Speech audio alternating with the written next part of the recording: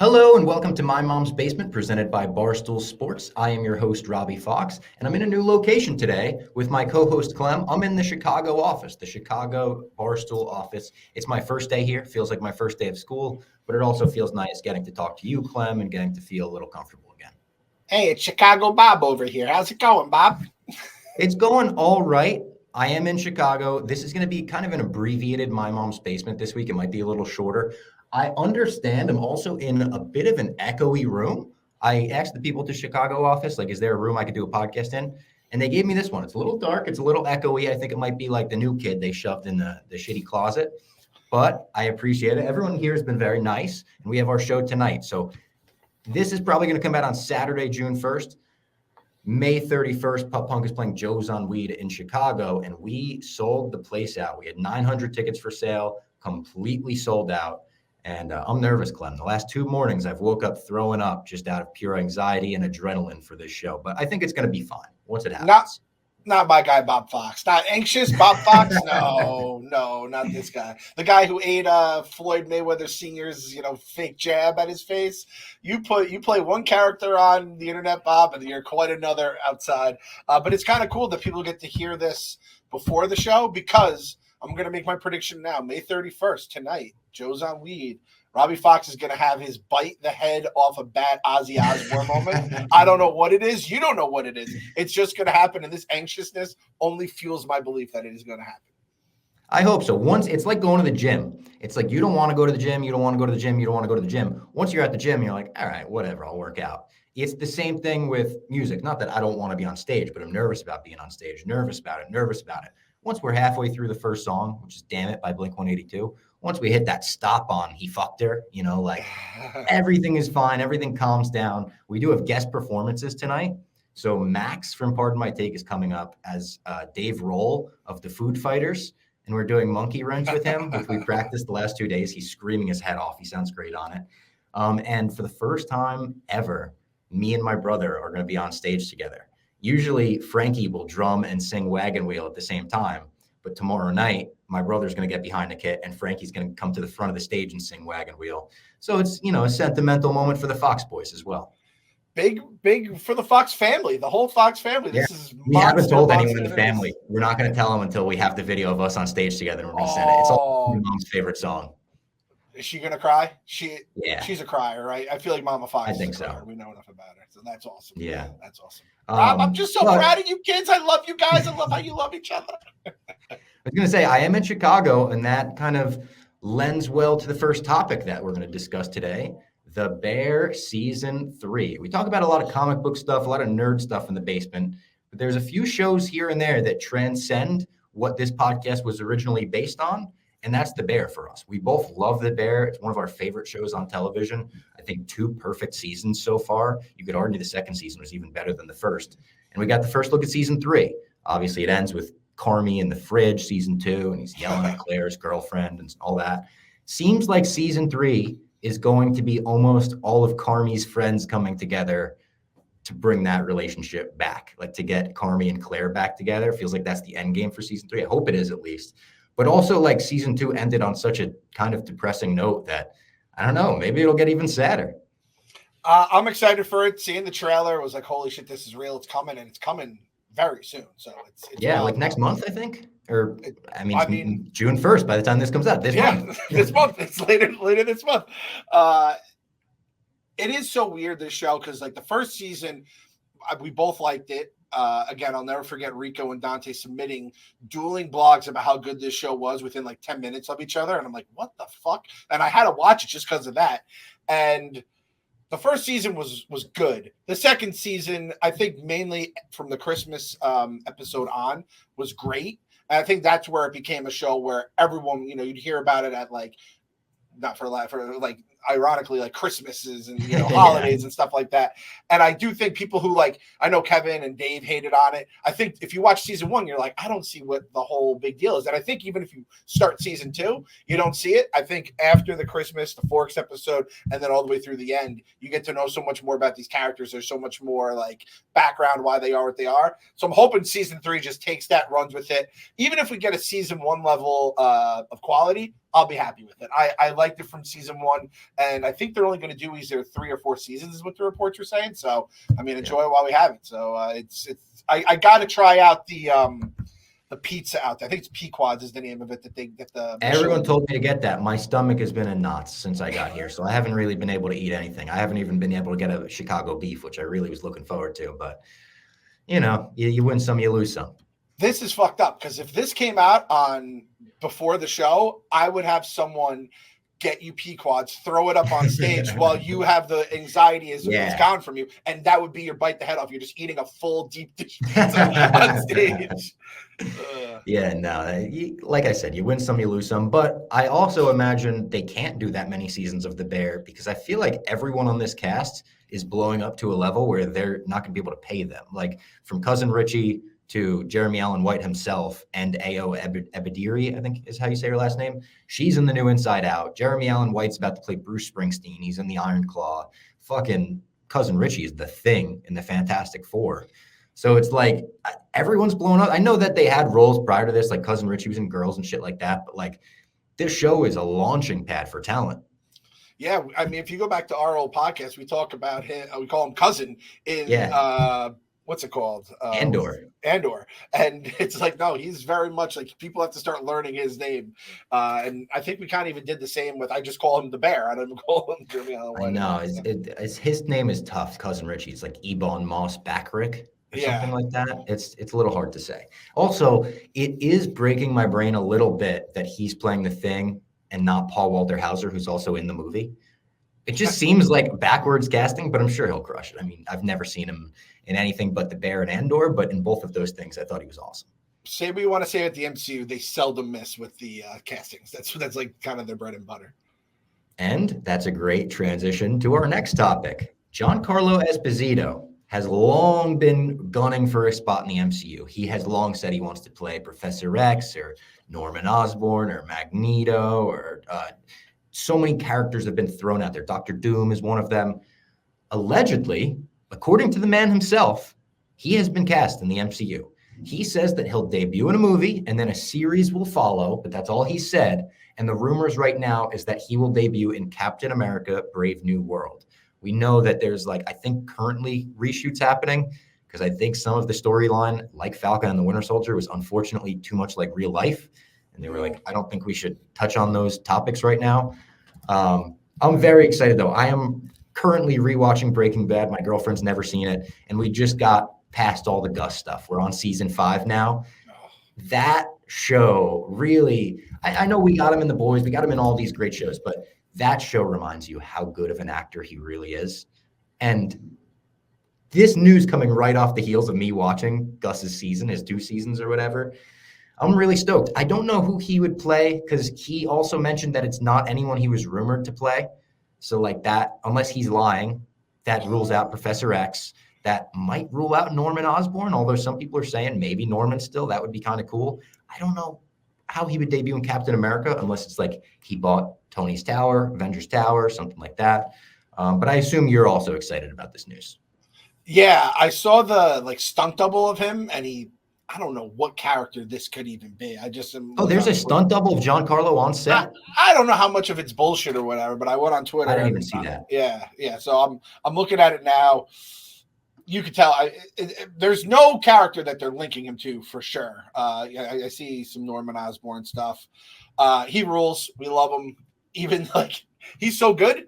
He makes you forget that Grand Moff Tarkin is not Moff Tarkin. What's his name in Gideon is he's Glass Joe of the Star Wars universe. He has 1-in-99 career record. He fucking stinks, but the acting is so good, and he just carries himself so well. My wife and I are rewatching Sopranos now, or she's watching for the first time. I'm rewatching it, so I think, believe it or not, I think it's actually aged poorly for me in terms of the quality. Oh. And I'm kind of interested. I think it might go behind Breaking Bad for sure in my rankings. I'm going to have to rewatch Breaking Bad. Now, Wire's forever #1 with a bullet. This kind of hammers home just how much better The Wire is than Sopranos in my mind. So I feel Sopranos for me was interesting because it feels like there's 2 halves. Pre 9/11, post 9/11 Sopranos. Yeah. 2 very different shows because it gets darker. They get more into the terrorist stuff with the FBI and stuff. Yeah, exactly. And that's probably just how it really went in real life too. Even The Wire, they Yeah. kind of delve into that too, where it's like they have all this stuff to counteract the drugs, and then it just becomes all anti-terrorism. Early 2000s, mid 2000s, late 2000s, a lot of fun went on around that. So, but Giancarlo Esposito, again, open arms, come to the MCU. We love you. Welcome to the family. I feel like the MCU could basically do whatever they want right now, and the post X-Men 97 glow definitely helps. And I hope the Deadpool 3 stuff helps as well. Well, how about Deadpool Boom! 3 debuting their new popcorn bucket? We heard a lot about this prior. We heard that it was designed by Deadpool. And when you hear that, you know they're going raunchy. When you do it right after the Dune popcorn bucket, you know they're going fuckable. And it's fuckable. I mean, Deadpool has designed a massive Wolverine popcorn bucket that is more or less like a blow-up doll looking popcorn. It's Wolverine's face staring up at you, and his mouth is just wide open. His tongue is on there. In the video they put out, they're pouring like slow motion popcorn and butter onto it. I think it's perfect for what the movie is. And the first thing I said to my brother when we watched the reveal together, I was like, oh my God, they're going to print money with this thing. They are going to print money. Everyone's going to want to buy it for the joke. I'm fucking Wolverine's face. And it's crazy that that's the joke that we're making about an MCU movie all of a sudden. But it's the first rated R1. It's fitting. I hate to say this, and I can't believe these words are coming out of my mouth, and I can't even be bonked for it, but I have to just let it be known. I was actually disappointed it wasn't even more fuckable. Because did you see the fake ones they had like a month ago where it was like it literally looked like it was like a fleshlight. Like it was the only thing more fuckable than those fake ones was the actual Dune bucket that they came out with, ironically. I didn't notice the tongue, so that actually helps a little bit. Mm-hmm. And I guess now that you mention it, those like blow-up dolls, which just feels like the weirdest thing people could have ever fucked. If those things, I guess, were actually real. It does kind of look like that with the absurd mouth. So I guess in that sense, it was not going to, like, I don't think we were going to get something truly fuckable from the Disney. they were just not going to agree like that. And I can't even get on them. I'd love to give my Mickey Mouse voice and all the fucked up shit that they like do to make sure it doesn't hit the market. That being said, I appreciate that they're doing it. I'm happy. And like you said, printing money. Are you going to get one? I don't think I can get one, to be honest. Like, I would have bought the R2-D2 one if my theater had it for the Phantom Menace. There's just something, I don't want to fuck a popcorn bucket, you know? Like, I don't judge people that do want to fuck one. Like, I don't kink shame or whatever, but like, I know that would just sit in my closet forever and I would never take it out again. The old bar stool. I know a kid. I know a kid, a young kid coming in, actually got his big break when he didn't come for a certain amount of days. He would have been fucking that popcorn bucket, gave a whole blog on it. You changed, Bob. Now you're doing rock concerts in Chicago. Yeah, you grew up a little bit, yeah. You know, it's so fucked up. I don't know if we ever mentioned this on the podcast, but me and Kenjack talked about it in the office a lot. I think it was like the person behind AMC or whoever came up with the Dune popcorn bucket came out and was like, yeah, if we knew people were going to mock it and make memes, we would have never done that. What? Like, who cares that they made memes? You sold way more of them because of the memes. I guarantee it. Like, that's such a weird statement to come out with. It's not like people were like, you really shouldn't have done that. We're judging you now. It was like a silly joke. You didn't need to make like an apology. It's like the guy who invented like the Reese's peanut butter cup. It's like, well, we didn't mean for the chocolate to go in the peanut butter. It's like, no. Your whole reason for success is that. And it's like, granted, that's why it worked. Dune 2 would have been incredible, no matter what. But it's that, like, you do not. That person could probably have taken the success. You just look at the bottom line and be like, we made this much money on merch from the movie. You should now, after saying that, it should be like held against you. It's like, oh, no, like you're toxic. It would be as if they didn't sell a single thing because you said it was basically done by mistake. Everything at Barstool, it's funny. Anything bad that happens at Barstool, Dave can always like weave it to make it a strength and you become better from it. And this fucking person did the absolute opposite. That person should be fired on the spot. Very strange statement. Also, the only other Deadpool news, and I kind of like don't love this news, but it's out there and Ryan Reynolds said it, so I feel like we're talking about it. Rob McElhenney from Always Sunny in Philadelphia, Welcome to Wrexham, will be making a cameo at some point. I kind of wish we didn't find this out before the movie. Kind of wish it was just like, oh my God, that's him. But there's part of me that thinks Ryan Reynolds saying it before means we're not actually going to see his face. I kind of think it's going to be like a Pete Davidson in Guardians of the Galaxy 3 cameo, where it's like you can show up and put on an alien mask and be in the background of a scene. And for those that know, it's kind of a funny thing, but I don't think he'll have like a full character. I could be completely wrong. He could be a Deadpool variant for all I know, like Fat Mac Deadpool. That would be incredible. Oh my God. I'm with you. This is the like, scary time here as we get into the home stretch before the movie comes out, where you're going to get potentially stuff spoiled for you. I mean, how I walked into Endgame without knowing all the shit that was about to go in there. It's like a miracle looking back, right? So the fact that when you said that we were going to talk about this, I didn't realize it was Ryan Reynolds himself who said it. So when I saw that, I said, fuck, someone saw a leak on set or something like that. Ryan Reynolds said, yeah, radar's up. This guy. There's something fishy, yeah. Yes. And now I'm like excited to see how it's going to be, because it's going to be something that is probably going to hurt Rob McElhenney's feelings, in a buddy kind of way. I still am like, I'll go to the end of the year saying I feel like Blake Lively's going to be in it. I feel like, and I'm still expecting Dazzler. I'm still expecting Taylor Swift. So am I. I really think she's going to be in the first post-credit scene. People are saying the word from the leakers about the first post-credit scene it's something that's played for a joke that they could come back on later and make serious. And also, we have no idea how it hasn't leaked yet. Every leaker is like, we have no idea how this hasn't gotten out yet. That, to me, seems like Taylor Swift is going to make a cameo, and it's going to be played for a joke. And then later, if they want to make her Dazzler, they can do that.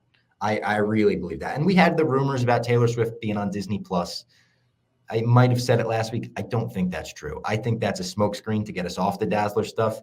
I don't think if you have Taylor Swift agreeing to be the lead in an MCU project, you waste the box office potential. I think you have to put it in movies, especially considering the Eras Tour, the Folklore concert, and another, I think, Evermore concert are already specials on Disney+.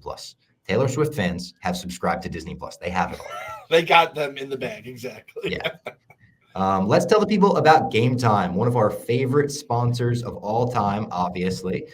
Did you know you can get tickets to Billy Joel at Soldier Field, which Clem is trying to go to, for $163 right now? Not just Billy Joel either. It's Billy Joel and Stevie Nicks. That's a concert of a lifetime, venue of a lifetime, right after the Dozen. If you're going to be in town for the Dozen live, I think it'll line up very well. It's on the 21st. But that's Game Time. They have flash deals for sudden discounts, zone deals when you're feeling flexible, and their lowest price guarantee, which means if you could find the same seats for less anywhere else, Game Time will credit you 110% of the difference. It's the best place for last-minute seats with up to 60% off your favorite events.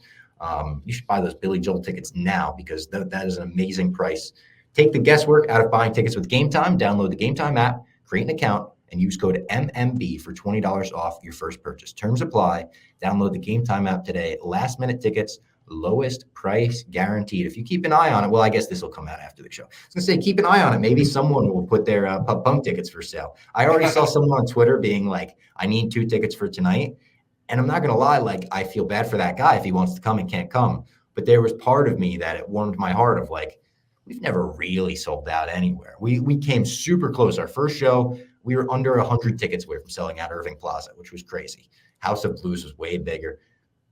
We've had free shows that they say we can't let any more people in. But this is, it's a big moment for the band selling out. So go help Billy Joel sell out. I'm sure it's a big moment for him as well with Game Time. Oh, I can't wait for that show, man.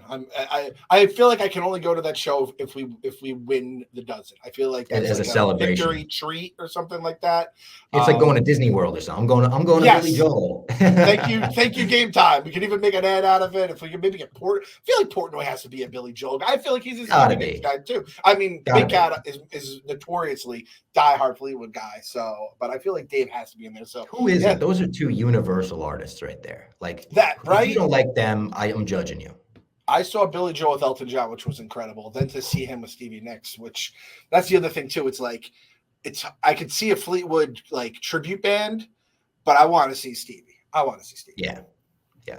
I saw Fleetwood on their last tour. Me and Roan went together. It was great. Yeah. How was it? Yeah, that's the great. Thing. If I could maybe Before see Christine that. McVie passed away, obviously, so she's singing all her songs on the piano, Songbird, and Everywhere and stuff. It was a great show. All right, back to some of the topics we're talking about. Another project that kind of transcends comic book nerdy stuff for us, the Knives Out franchise. I love the Knives Out franchise so much. The first one is one of my favorite movies. Glass Onion is, I think, a great movie, not Knives Out level, but I love everything they did with it. I love the cast of it. I love Kate Hudson's character in that movie so much. And she's like, her assistant's like, please don't tell me you think sweatshops are where they make sweats. And she's like, I'm sorry. Like everything about it. I love the Knives Out movies. And Knives Out 3 is going crazy with casting this week. The current Knives Out 3 cast, I don't even have it in front of me, but I believe it's Glenn Close. We've got Josh O'Connor from Challengers, which I watched, pretty good. Jeremy Renner, which is very funny because he has Jeremy Renner's hot sauce in Glass Onion. So I'm sure that they'll play off that in some way. Mila Kunis, who I haven't seen in a big movie in a while. I feel like I haven't seen her in a big movie since like Ted. I know she did a Bad Moms, I think was a franchise she was a part of, but I personally haven't seen her in anything in a while. Kaylee Spaney, the girl who played Priscilla in the Sofia Coppola movie. There's rumors about Tom Hardy and Lindsay Lohan being added to the cast, both of which sound almost too good to be true, but like perfect for a Knives Out movie. It just seems like they're building another amazing cast. It's called Wake Up Dead Man, which is the name of the U2 song. Knives Out was a Radiohead song. Glass Onion's a Beatles song. This one being a U2 song. Maybe it takes place in the 90s. I'm not quite sure. It will be also Jeremy Renner's first role since his accident. Oh shit! Yeah, that's true. The cast reveal is like my favorite part of the Knives Out movies, which I love as well. I love the first one. The second one, I liked. I didn't love it as much as the first, but still very good. And you just love seeing all those actors just passing the ball to each other, doing their thing. I wish, because like it was on Netflix, right? It came out. It was like a huge thing with Glass Onion. I wish it would come out like the week between Christmas and New Year's. And we could all just watch it that day and just have like basically an internet day where everyone watches, or you could go to the theater if they want to, release in the theater a little bit. And I think that could be, because I always say Bird Box came out, everyone watched it that one little week, and it had memes, it had like all this thing, and everyone was like, it wasn't even that good of a movie, but we all just enjoyed watching it together. Yeah. I wish we could do that, and this would supercharge it because you have these great names, director, fucking. I think Glass Onion was kind of similar to the timeline you're describing, though. I'm pretty sure it came out right before Christmas. Because I remember I watched it with so it came out in theaters for a week, and I went and saw it in theaters because I love these movies so much. So I was like, I would like to see that on the big screen. And then I think we watched it when we were like with my girlfriend's family. December, maybe? Yes, that's what it was. It says here, release date, December 23rd. I also see November 23rd. But it must have been, it went in the theaters probably in September, and then in December is when it came out. But that's how I would like it every single time. It's basically like a Christmas movie, even though it's not centered around Christmas. And it's kind of the thing we all kind of get around. And I mean, I'll keep watching. You could make 100 of these. Make 100. I want to see one with just the Muppets too. I want Benoit Blanc to go solve a Muppet murder. I'm not the first person to have that idea. It's on Twitter. It's like a popular fan theory. That'd be amazing. Benoit Blanc, the only human in the movie. I'm not even going to try my Benoit. I haven't heard the Benoit Blanc accent long enough. I can't even try right now. It's so people are like, oh, it's not good. It's just that. It's like, it's just fun, man. Just have fun. It's great. Also, Fights had a good tweet about this where he was like, I love how Daniel Craig was so sick of being in a big franchise with James Bond that he did this weird whodunit with Ryan Johnson, and now he's stuck in the middle of another big franchise. It's Mincy. Everything he does just turns to gold, even if he doesn't want. Oh, happy birthday, Mincy, by the way. It's Mincy's birthday. I got to text Mincy. He texted me on my birthday. I have to text him back. For people, a little cross promotion here. I listened to the Dog Walk interview with Eddie had with him this week. It is must listen.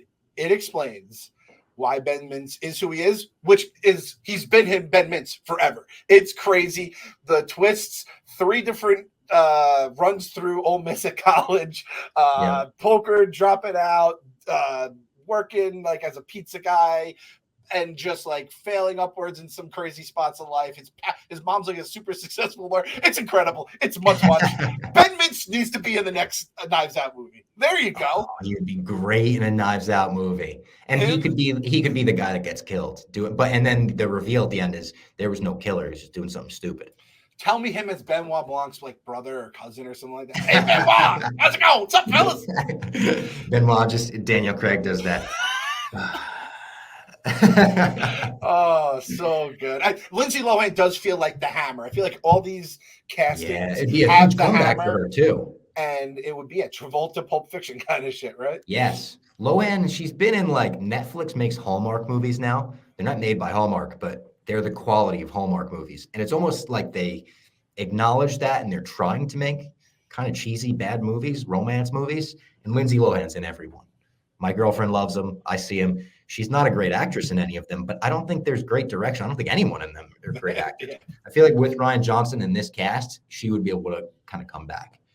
Now I have a bunch of animated stuff. I don't even want to like necessarily talk about every topic, but I'll just rattle the topics off and you tell me which one interests you.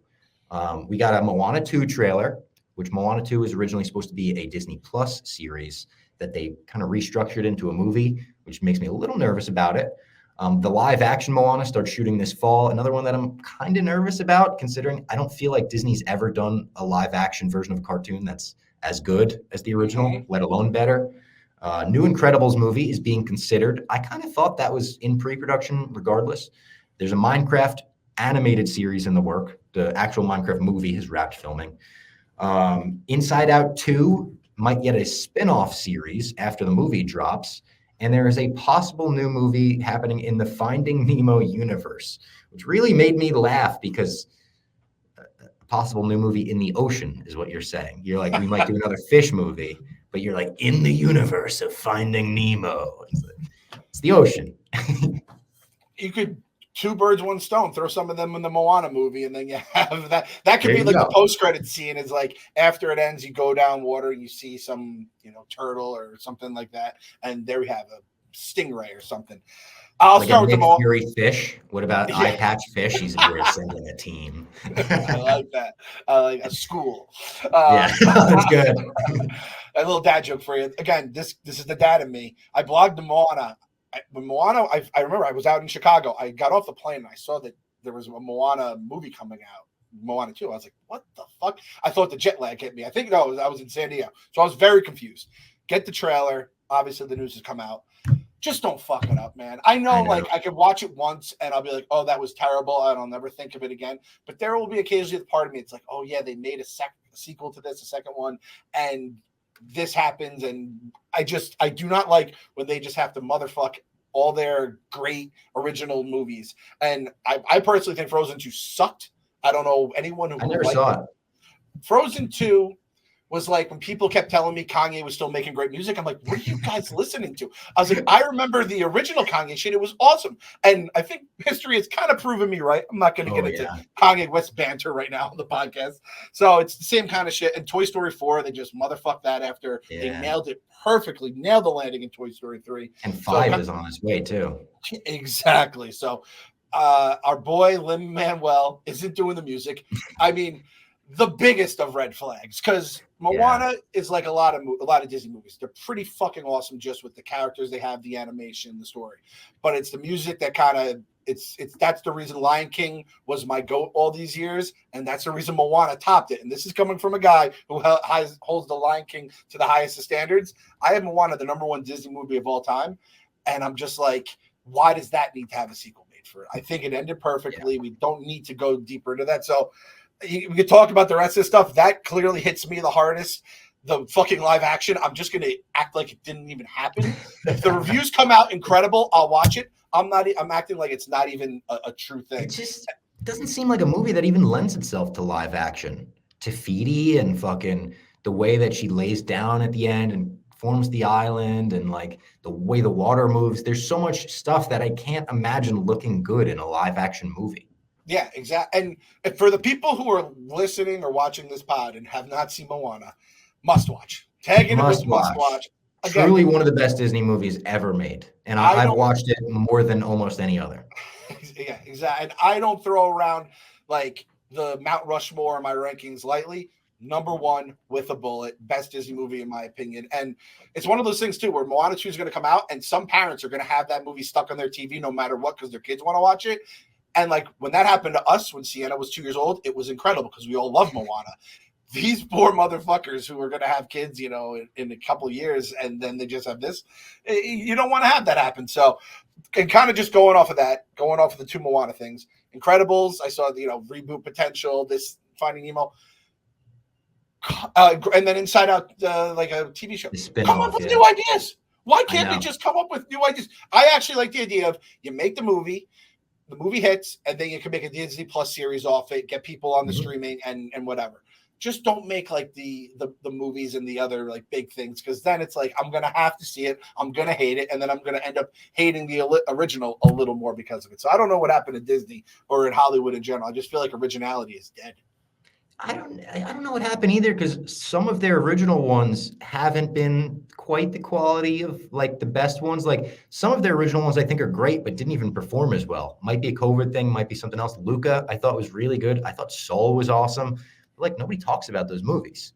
So I don't know. Onward Disney between the audience or something. It is. I thought that one was great too. Yeah, that one has really an all-time Disney cry moment at the end too.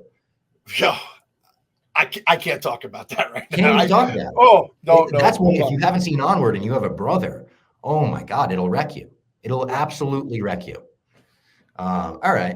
The Acolyte, the new Star Wars series, which debuts in just a couple days this week. They're doing a 9 p.m. release, which I love as well. It's getting really good reviews. Really, really good reviews. Now, I say that literally 1 minute ago, Ken Jack texted me, and we got screeners. As always, I'm not going to watch the screeners. I'm going to watch it with you guys. Ken Jack said I may be a little premature here, but this is kind of ass. Oh, that hurts. That really hurts. I don't love to hear that from Ken Jack, especially because I feel like we don't always align, but I feel like our Star Wars opinions are pretty close. The stuff we like is very similar. I was worried when I saw the initial reviews. I'm not even lying. When I saw they invited a lot of fans to the premiere, a lot of like Star Wars influencer fans, and all of them had very similarly worded tweets. And I don't think it's a Disney telling them say this and this and this and bullet points, but I think there's a human thing about being at the premiere and being invited by Star Wars, and you want to like it so much that you almost convince yourself you do like it. And that's how a lot of the tweets read to me. So I'm still holding out hope that this is going to be a cool murder mystery show and different martial arts style Jedi combat, different look at the universe. But I'm not going to lie, I'm worried. I'm definitely worried. I don't want it to be a stinker. Worry meter, 1 to 10. What are you right now? 4, because you know what? I don't think if it were like an Obi-Wan or something like that, my worry meter would be higher. The fact that it's all new characters, clean slate, 100 years before The Phantom Menace, kind of puts it in its own universe where if it's really bad, it can kind of just exist over there and I could cast it off, Yep. I'm like a 6 now after hearing this from Ken Jack. I was probably like a 4. You said you're like, hey, the reviews have been coming in so far and they're pretty good. This was a couple days ago. And he said, but I also have to admit, Star Wars fans, like they could just be saying that. All right, this is my new thing with Star Wars franchises. I need to know if the person has any sort of Star Wars tattoo on their body. I have to hear their opinions on The Last Jedi, and I have to hear their opinions on The Rise of Skywalker. Those are your non-negotiables to bring it back to the Bear season 3. Exactly. And you know what? Fuck it. Let's throw the sequel trilogy in there too. Let's get their thoughts. Just as a whole, what are your thoughts on it? Yeah. And then you take all that. And if you have a bunch of tats, like my boy Robbie has his, lightsaber, and you love the prequels, you love the sequels, I'm going to take it with a grain of salt. If you don't have if you have a tattoo, that's fine. But it's like, if you're just a little more grounded in your approach to it all, I'm not saying you have to be like me, who says there's more bad Star Wars movies than good Star Wars movies. Don't say that on the podcast anymore. I love that. I don't like that. I don't like that being on our airwaves. I just heard Mama Fox's angry. That came out. Don't be fresh. Don't be fresh, Clem. So now let me say this. Hopeful optimism.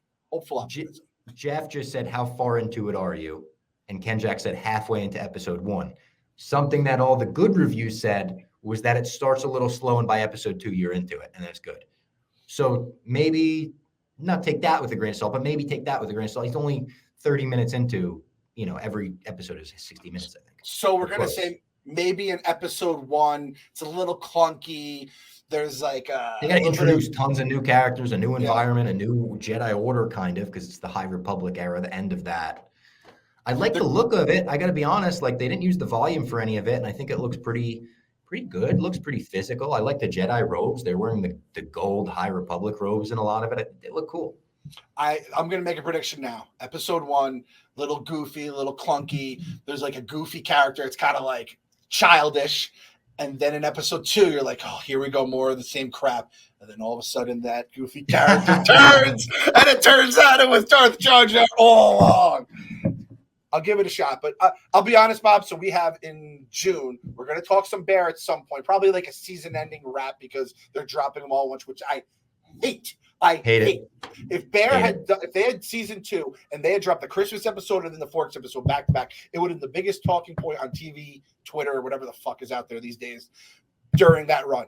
They did not do that, and I think it's going to kind of get lost in the shuffle again. So we have that. We have House of the Dragon, which we'll be doing every Sunday night. We have what's the other show we have? The Boys, which is, I mean, has a very that's another one. So that's doing a 3-episode premiere. I feel like we could probably do one on that. And then maybe like wait for an arc to end or do quick hitters on the Boys per episode. The Acolyte is a 2-episode premiere. Another thing is Disney like, do they know the first episode's slow? And are they like, we'll give you the first 2 up front? It's kind of what they did with Obi-Wan. And the first one had the Leia flea chase sequence in the fucking forest. Oh. Now, that being said, if they acknowledge that, why are you making shows with a slow first episode? Just start it with episode 2. Maybe what they should have done with the prequels too. You can make it work with writing, right? You can make it work with writing, or how about this?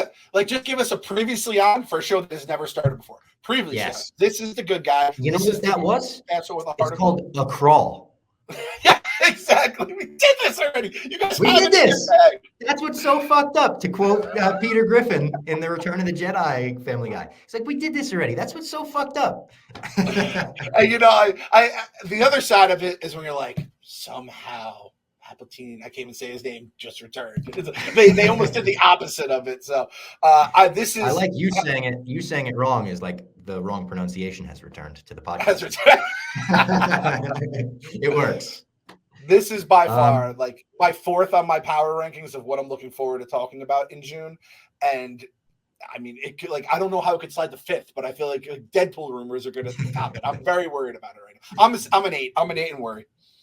Well, how about this? I got something to completely turn it around. The last topic we're going to talk about today, I saved the best for last specifically for you, Clem.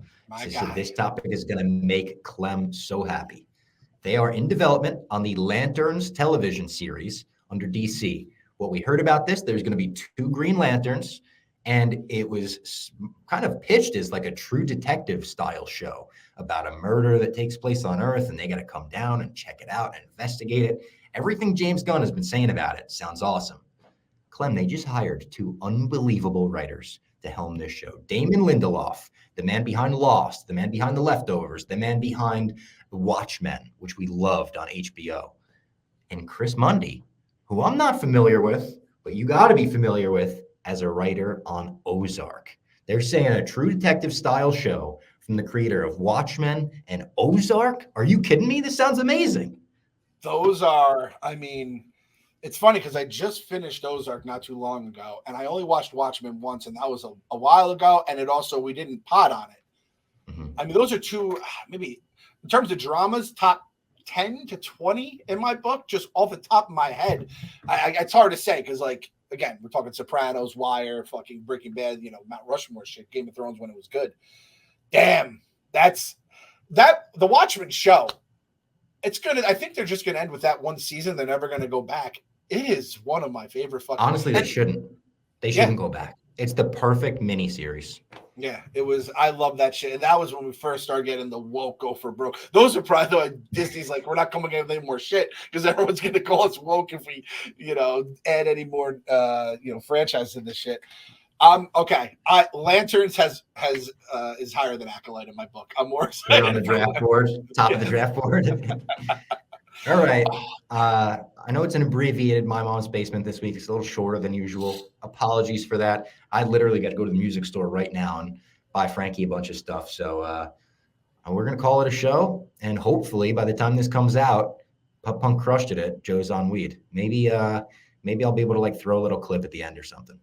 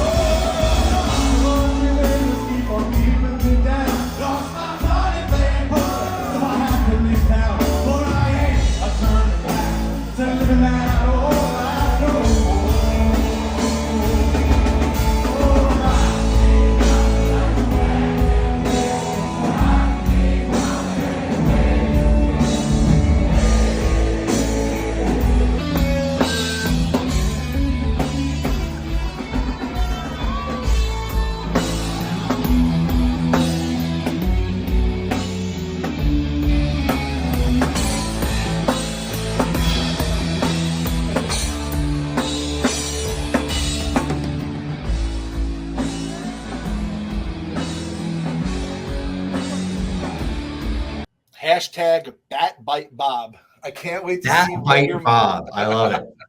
the All Bat. right, thank Maybe you that's how guys you for become tuning the in. Batman. Chicago's Batman. Yeah, true. And Dark Knight was filmed here. Every time I'm like on a different street, I'm like, oh, Dark Knight. Feels like Dark Knight. Feels like Dark Knight.